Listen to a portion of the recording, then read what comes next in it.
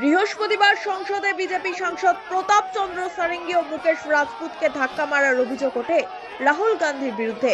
যদিও এই অভিযোগ অস্বীকার করে পাল্টা বিজেপির দিকেই আঙুল তুলেছেন বিরোধী দলনেতা রাহুল গান্ধী। সবটাই বিজেপির সাজানো বলে দাবি করেছেন সাংসদ প্রিয়াঙ্কা গান্ধী। এরই মাঝে দাদা রাহুল গান্ধীর বিরুদ্ধে উঠে এলো আরও এক অভিযোগ।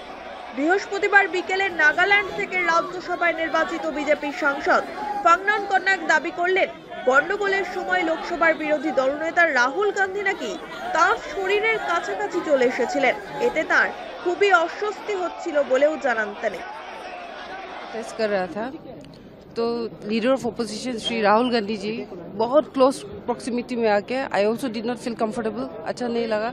फिर वो ही स्टार्टेड शाउटिंग। ये ऐसे नहीं होता है, क्योंकि हम लोग प्रोटेस्ट जब करते साइड में कॉर्डन ऑफ करके इस सिक्योरिटी पर्सनल से वो जाने के लिए जगह बनाया था, तो हम लोग वहाँ प्रोटेस्ट कर रहा था। वो आके बहुत क्लोज प्रॉक्सिमिटी में वो ऐसे थ्रेटनिंग पोस्ट में, ऐसे नहीं है कि हम खुद को प्रोटेक्ट नहीं कर सकते, लेकिन वो नियम नहीं है, एक तरीका नहीं है संसद का।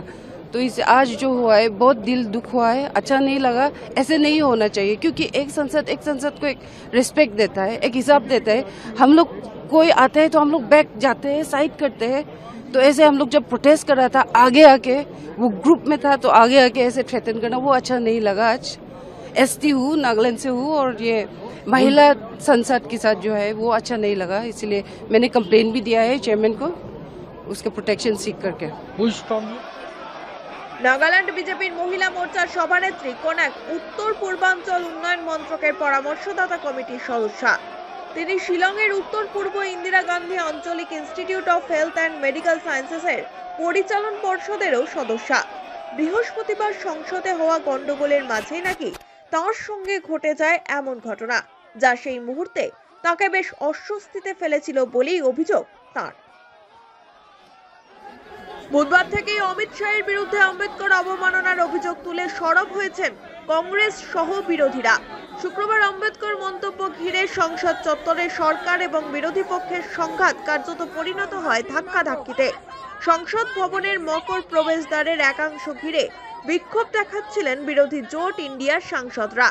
সেই সময় বিজেপি সাংসদরা অমিত শাহের বিকৃত ভিডিও প্রচারের অভিযোগে পাল্টা স্লোগান শুরু করলে দুপক্ষের মধ্যে উত্তেজনা তৈরি হয়। অভিযোগ, ধস্তাধস্তির সময় পড়ে গিয়েই আহত হন বিজেপি সাংসদ প্রতাপ চন্দ্র সারেঙ্গি ও মুকেশ রাজপুত। এই দুই সাংসদকে হাসপাতালে ভর্তি করানো হয়েছে বলে জানা গিয়েছে। তবে বর্তমানে তাদের অবস্থা স্থিতিশীল বলে জানিয়েছেন চিকিৎসকরা। তবে এই ঘটনার প্রেক্ষিতে পুলিশ প্রশাসন কি পদক্ষেপ নেয়, এখন সেদিকেই তাকিয়ে দেশবাসী।